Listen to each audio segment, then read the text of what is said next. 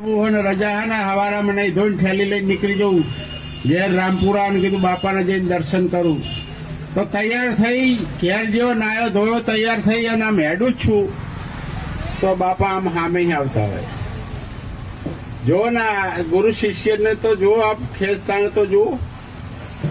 એક વાર એવું બન્યું, બીજી વારે પાછું મહિને 2 મહિને એવું થઈ ગયું કે મારે બાપાના દર્શન કરવા જવું.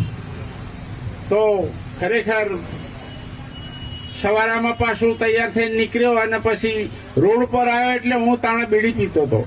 તે બીડી માચીસ કુહારી ઘરે પડી રહી. તે બીડી માચીસ ઘરે લેવા ગયો તાણે અમારે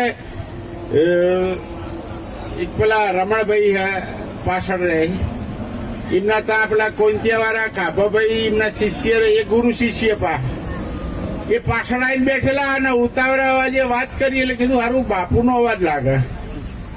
તો હું બીડી પેટી લેવા આવ્યો પાછો તાણ તો પાછળ જોવું તો બાપુ બેઠેલા. આવા તો મને 7-8 પ્રમાણ આપી દીધેલા. હા એવા આ જો આ છોકરો શૂટિંગ લે ને એને પણ એને જીવતદાન આપેલું 1986 તો મેં કેટલી વાર કીધેલું.